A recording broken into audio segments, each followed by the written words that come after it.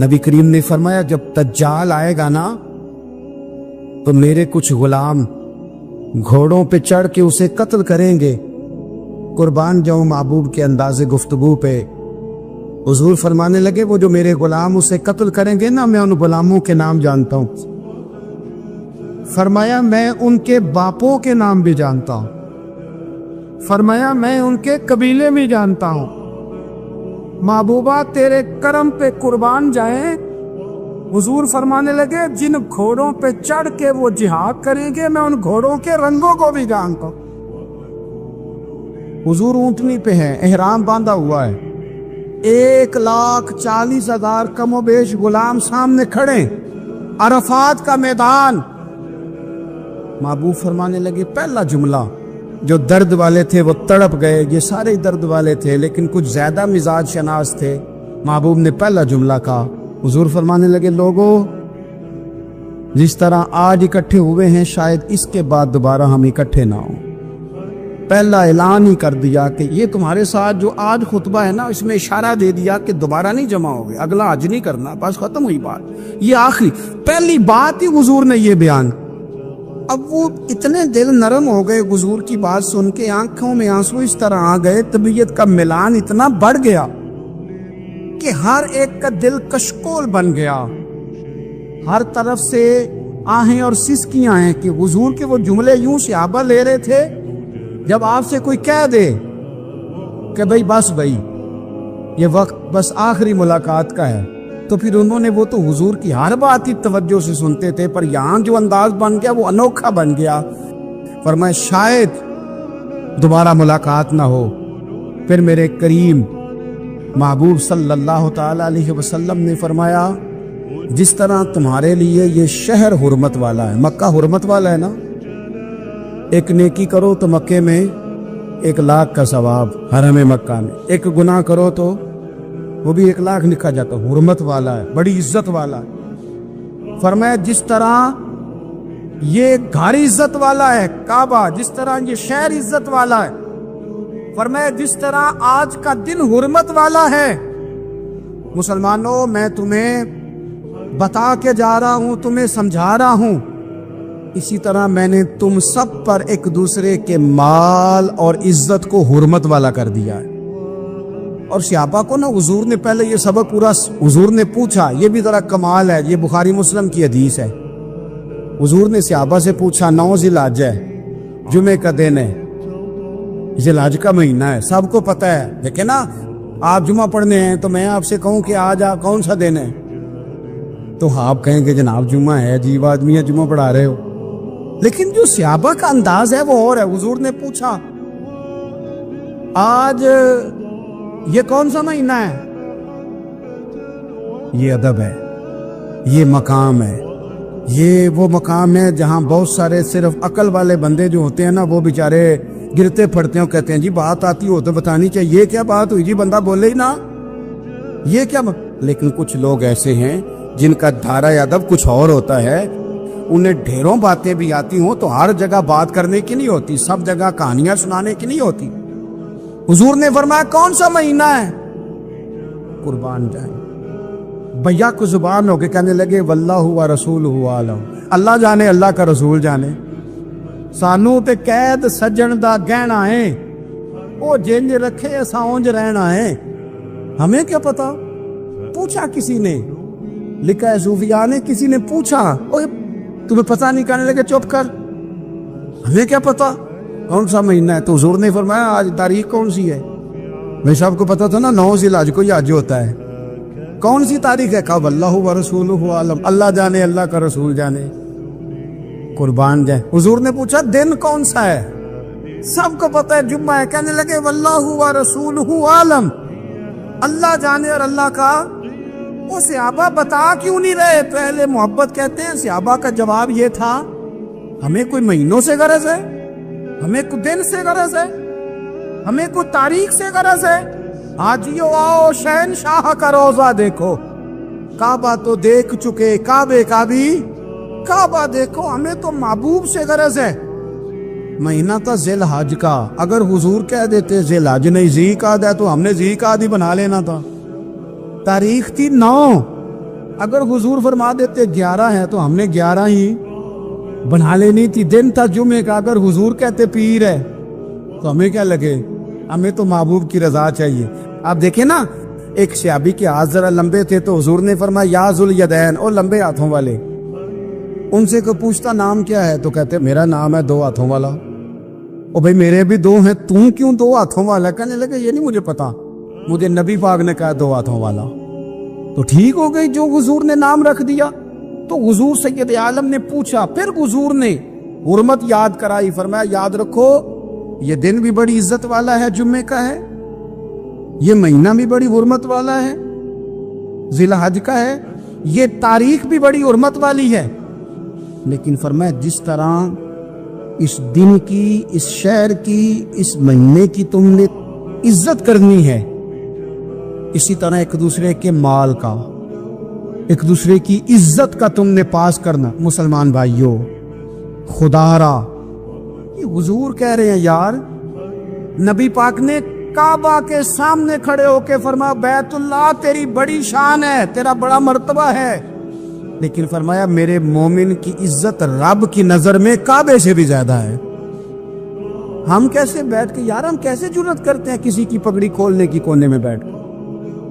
ہم اپنے گھر بیٹھ کے کسی پر تبصرہ کر گئے, کسی بندہ مومن کی عزت اچھال گئے, بالکل پتہ نہیں تھا بات کا, اور ہم نے کہانی بنا دی پوری کی پوری, داستان سرائی کر گئے. صبح سے شام تک ہماری گپ شپ کا عنوان کیا ہے؟ کسی نہ کسی کا شکوہ, کسی نہ کسی کی شکایت, یہ ہماری گپ شپ ہے. خدا را حضور نے تو خطبہ حجۃ الوداع میں پہلا سبق یہ دیا تھا کہ میرے جانے کے بعد ایک دوسرے کی عزت کرنا, اور اسی خطبے میں ایک جگہ پہ فرمایا یہ نہ ہو کہ میرے جانے کے بعد تم ایک دوسرے کی گردنیں مارنے لگ جاؤ. ایک دوسرے کی عزتوں کا خیال کرنا, پاس کرنا. مسلمانوں, میرے عزیز بھائیوں, بزرگوں, عزتوں کا دفاع شروع کریں. تھوڑی دیر کے لیے اپنی زبان لوگوں کے اوپر تبصرہ کرنے سے کنٹرول میں لائیں. کچھ چیزیں ایسی, میں مختلف شہروں میں جاتا ہوں, جس شہر میں گئے وہاں لوگوں نے یہ کہا جناب یہاں جو مولانا ہے نا, بعض لوگ یہ باتیں بڑی چسکے لے کے سنتے ہیں, یہاں جو مولانا ہے نا وہ کچھ نہیں کرتے, آپ بڑے اچھے ہیں. یہاں جو پیر صاحب ہیں وہ بڑے گڑبڑ ہیں, آپ بڑے اچھے ہیں. تو میں ان سے کہتا ہوں کہ میں اس لیے اچھا ہوں کہ میں تھوڑی دیر کے لیے آیا ہوں, میں نے چلے جانا ہے. اور دوسری بات یہ کہ مجھے آپ جتنا مرضی اچھا کہہ لیں, میں نے رخصت ہو جانا ہے 2-3 گھنٹوں کے بعد. یہاں جس آدمی کا آپ شکوہ کر رہے ہیں نا, آپ اس کو جنازے کے لیے خبر کریں نہ کریں, اسے پتہ چل گیا نا محلے میں جنازہ ہو گیا, تو اسے کوئی کام بھی ہوا تو اس نے کہنا یار نہیں محلے میں فوتگی ہوگی, میں نے جنازہ پڑھانا ہے, اس نے جانا نہیں. تو کمزوریاں تو سب جگہ ہوتی ہیں, لیکن ان کمزوریوں کی وجہ سے آپس میں بغض پیدا کر لیا جائے گا. اور پھر کمال بات ہے نا کہ اپنی ساری کمزوریوں سمیت اپنے آپ سے پیار ہے, اپنے آپ سے محبت ہے, اور دوسرے کی ایک کا پتہ چل جائے تو ہمیں گھن آنے لگ جاتی. تو حضور نے خطبہ حجۃ الوداع کے موقع پر یہ بات ارشاد فرمائی. دوسرا حضور نے فرمایا لوگوں یاد رکھنا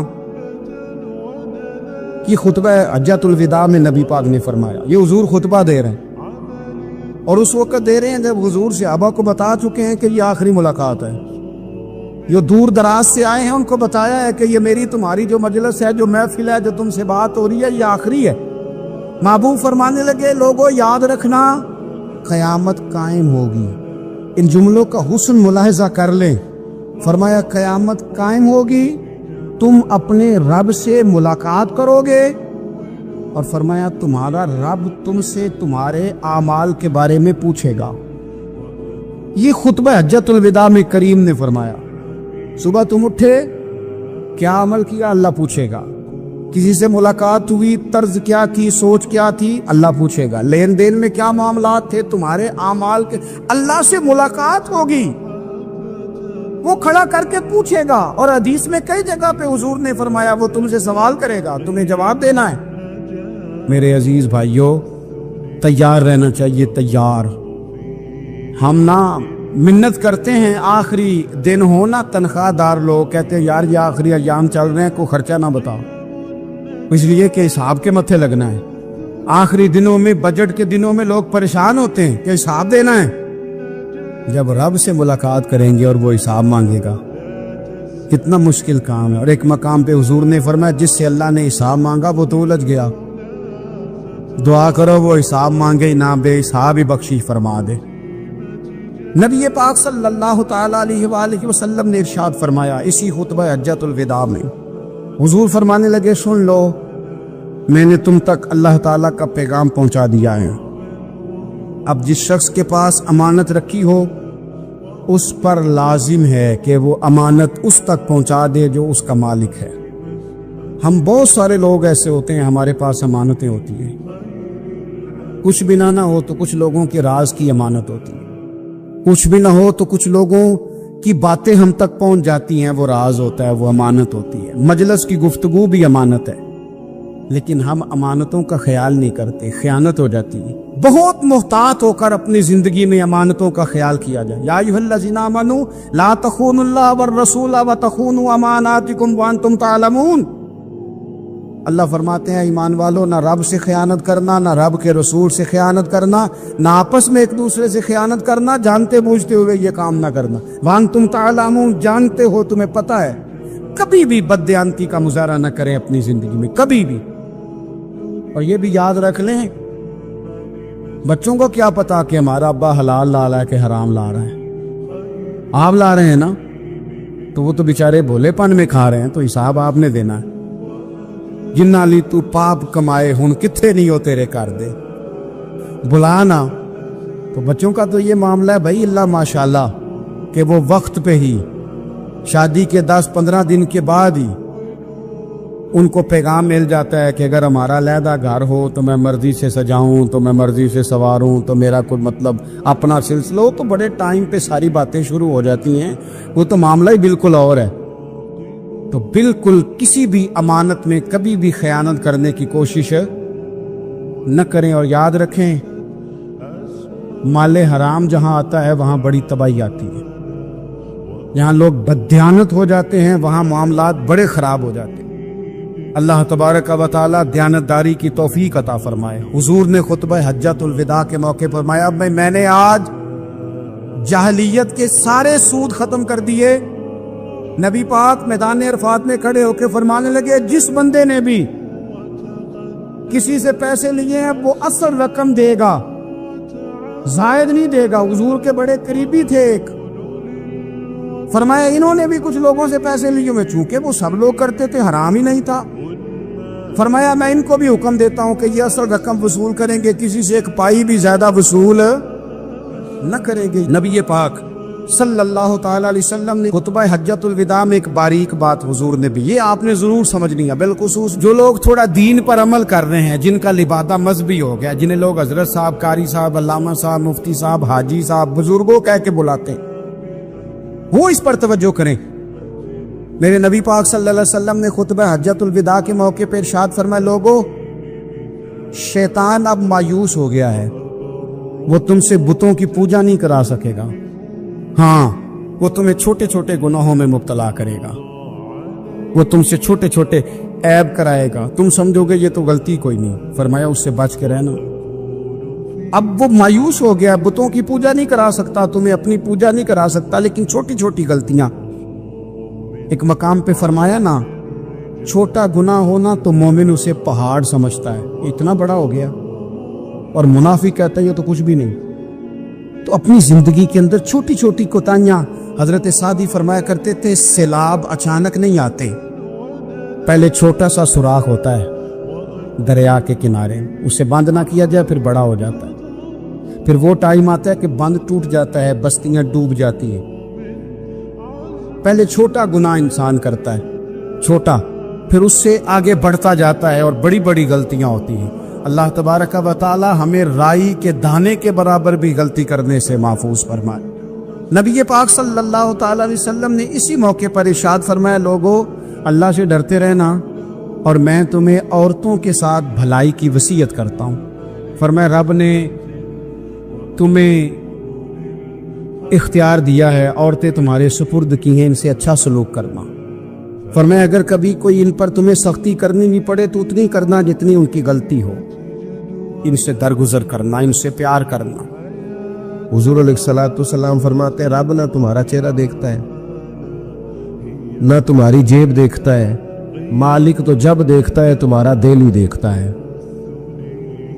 تو دل کی کیفیت اللہ کو پتہ ہے۔ دل بے چین اس لیے رہتے ہیں کہ یہ جو پیاس اور جو طلب کرتے ہیں وہ ہم انہیں پہنچاتے نہیں۔ دل بے قرار اس لیے رہتے ہیں کہ یہ رب اور رسول کی محبت سے ٹھنڈے ہو، ہم ادھر ادھر کی چاہتے لیے پھرتے۔ ان کے اندر بے قراری اس لیے ہے کہ ہم نے امیدیں لوگوں سے وابستہ کر لی ہیں، جو لوگوں سے نہیں کرنی چاہیے تھی، اللہ رسول سے کرنی چاہیے۔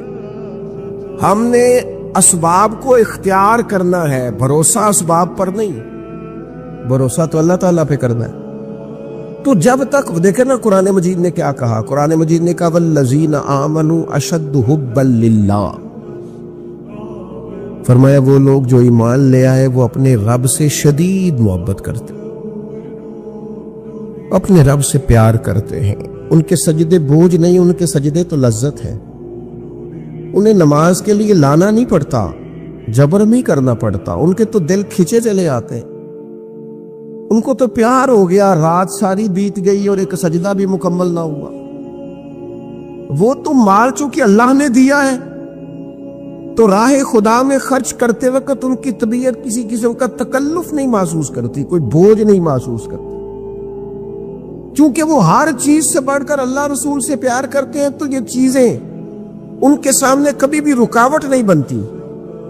اور دل میں سب سے زیادہ محبت اللہ کی، اور جہاں تک تعلق ہے میرے رسول پاک کا، اللہ کریم نے فرمایا النبی اولی بالمؤمنین من انفسہم، فرمایا یہ جو نبی ہے نا یہ تو مومنوں سے ان کی جانوں سے بھی زیادہ قریب ہے۔ تو ہر وقت دل کی دھڑکنوں میں، روح کی ٹھنڈک میں، قلب میں، دل میں، روح میں، ذہن میں جو چیز ہر وقت سمائی ہے نا مومنوں کے، وہ رسول پاک کی ذات ہے۔ اگر رات ساری بندہ یہی سوچتا رہے کہ سویرے یار کس طرح کام چلانا ہے، پیسے کیسے آئیں گے، جو میرے پاس 2 لاکھ ہے اسے 6 کیسے کرنا ہے، اور یہ 6 ہے یہ 12 کیسے ہو سکتا ہے، اور جناب یہ دنیا میری کیسے آگے بڑھ سکتی ہے، اور یہ جو پلاٹ پڑا ہے نا میرے گھر کے بالکل سامنے کیسے کچھ چکر چلے کہ میرا ہو جائے، گاڑی ہے ذرا چھوٹے ٹائروں والی بڑے ٹائروں والی کیسے آ سکتی ہے۔ اگر 24 گھنٹے منصوبہ بندی دنیا حاصل کرنے سے دین منع تھوڑا کرتا ہے۔ حضور نے تو فرمایا محنت کر کے کمائی کرنے والا اللہ کا دوست ہے، منع نہیں ہے، لیکن ہر وقت اسی گنتی میں رہنا، اسی کے شمار میں رہنا، الجھ جانا، اور جو اصل چیز تھی اس کو چھوڑ جانا۔ ہم نا نیکی کرتے ہیں، مومن ہوتے ہیں، لیکن اس کی لذت نہیں پاتے۔ یعنی اگر نماز پڑھ کے بھی بندہ قرار نہ حاصل کرے، اگر وہ خیرات کر کے بھی اس کی ٹھنڈک نہ محسوس کرے، مسجد آ کے محفل کرا کے محفل میں بیٹھ کے پھر بھی اس سے کوئی روحانیت نہ پا سکے، اس نے 20 علماء سنے، اس نے درجنوں خطباء سنے، اس نے ساری زندگی گزار دی، لیکن اس کے دل کی کیفیت ہی نہ بدلی، وہ لذت خاص ہی اسے نصیب نہ ہو، تو پھر اسے سوچنا چاہیے نا کہ دل میں نا اللہ تعالیٰ نے نا ہر چیز 2 بنائی ہے، ہونٹ 2، آنکھیں 2، کان 2، ہاتھ 2، پیر، دل اللہ نے ایک ہی بنایا۔ یہ نہیں ہو سکتا کہ چلو ایک طرف مجھے رکھ لو ایک طرف کسی اور کو رکھ لو، دل ہی ایک بنایا ہے۔ وہ کہتا ہے بس دل ایک ہے تو رب رسول ہی رہیں گے اس میں ادھر ادھر کی چاہتے نہ لے آنا، جب تک دل کے اندر پوری طور پر اللہ رسول کی، بخاری مسلم میں حدیث ہے، نبی پاک علیہ الصلوۃ والسلام نے فرمایا اگر تم چاہتے ہو نا تمہیں ایمان کی لذت نصیب ہو، آپ زیادہ غور کریں میری بات پر، ایک ہے کھانا، ایک ہے مزیدار کھانا، ایک ہے مومن ہونا اور ایک ہے مومن ہونے کا مزہ آنا، لذت نصیب ہونا کہ میں صاحب ایمان ہوں۔ فرمایا اگر تم چاہتے ہو کہ تمہیں ایمان کی لذت نصیب ہو، یہ حدیث آپ نے بولنی نہیں بخاری مسلم میں، اگر چاہتے ہو کہ ایمان کی لذت نصیب ہو تو 3 کام کرو۔ یا رسول اللہ صلی اللہ تعالی علیہ وسلم کون کون سے؟ حضور فرمانے لگے پہلا کام یہ کرو کہ ہر چیز سے بڑھ کر اللہ رسول سے محبت کرو. لیکن یہ نیرا نعرہ نہیں لگانا، یہ غور کرنا ہے، پیسوں پر اچھی طرح غور کر کے سوچ لینا ہے کہ پیسے زیادہ پیارے ہیں کہ اللہ رسول. یہ غور کر لینا. یہ جو جھوٹی انا کے بت بنائے ہوئے نا، میری عزت، میری برادری، میری افسری، میرا قبیلہ، میری کرسی، یہ غور کر لینا ہے کہ کرسیاں زیادہ پیاری ہیں، اقتدار زیادہ پیارا ہے کہ اللہ رسول. ایک طرف رسول اللہ کی شریعت اور ایک طرف تیری برادری کے رسم و رواج. لیکن شادی والے دن رسم و رواج جیت گئے. کدھر گئی تیری محبت رسول؟ وہ صرف محفل والے دن تھی، ربیع الاول شریف میں تھی. ہم تو دیندار سمجھتے ہی اس کو ہیں جس کے گھر میں شادی ہو تو پتہ چلتا ہے کتنا دیندار ہے. محفل میں تو سارے دیندار ہوتے ہیں. یہ تو پتہ ہی تب چلتا ہے جب کسی کا انتقال ہو جائے یا گھر میں کوئی خوشی آئے کہ اب یہ کتنا دیندار ہے. اب پتہ چلے گا. مسجد میں تو سارے دیندار ہیں. فرمایا گر چاہتے ہو کہ لذت ایمان نصیب ہو تو ہر چیز سے بڑھ کر اللہ رسول سے پیار کرو. اور دوسرا فرمایا جس سے بھی پیار کرو نا اللہ رسول کی رضا کے لیے کرو. شکریہ کا تکلف بھی چھوڑ دو. وہ میرا احسان مانے گا یہ بھی چھوڑ دو، میری تعریف کرے گا یہ بھی چھوڑ دو. فقط اللہ رسول کی رضا کے لیے رشتے بنانے شروع کرو. مومن ہونے کا مزہ آئے گا. جتنے ہم شکوے کرتے ہیں نا رشتہ داروں کے، بھائیوں کے، قبیلوں کے، برادریوں کے، یہ سارے ختم ہو جائیں اگر ہم محبت اللہ رسول کی وجہ سے کرنی شروع کر دیں. اگر بنیاد اللہ رسول کی رضا ہو تو ہماری طبیعتوں میں کسی کے لیے نفرت پیدا نہ ہو، بے ادبی پیدا نہ ہو، کوئی ایسا ماحول نہ آئے. کیوں کہ ہم ڈائریکٹ پیار ہی نہیں کرتے. ہم جس سے بھی پیار کرتے ہیں درمیان میں رب رسول کو رب کے کرتے ہیں.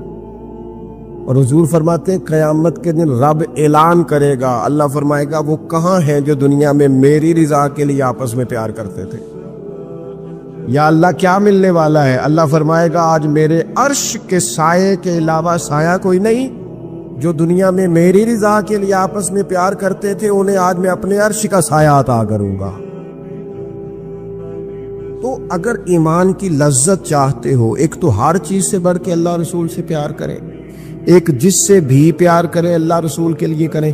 اور دوسرا فرمایا مومن ہونے کے بعد، کلمہ نصیب ہونے کے بعد، ایماندار ہونے کے بعد کفر کی طرف جانا اتنا ناپسند کریں، اتنا ناپسند کریں جتنا کوئی آگ میں جانا ناپسند کرتا ہے. اتنا ناپسند کریں.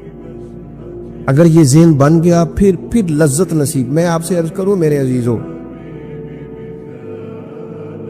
ہم نا تھکی تھکی سی زندگی گزارتے ہیں،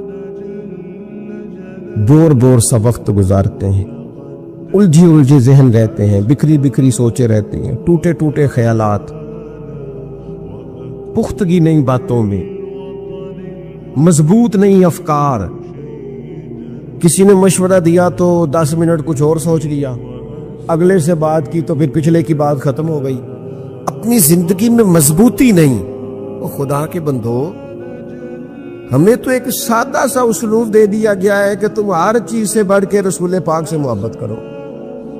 تو جب پوری طرح وہ محبت نصیب ہو جائے گی، جب پوری طرح وہ چاہت مل جائے گی، جب پوری طرح وہ خلوص نصیب ہو گیا، للہیت مل گئی، اللہ رسول کی بارگاہ نصیب ہو گئی، آپ یقین کریں حضور کی محبت بندے کو پکا کر دیتی ہے، اس کی سوچوں کو مضبوط کر دیتی ہے، اس کے اندر استقامت لاتی ہے. رسول اللہ کی محبت انسان طاقتور ہو جاتا ہے.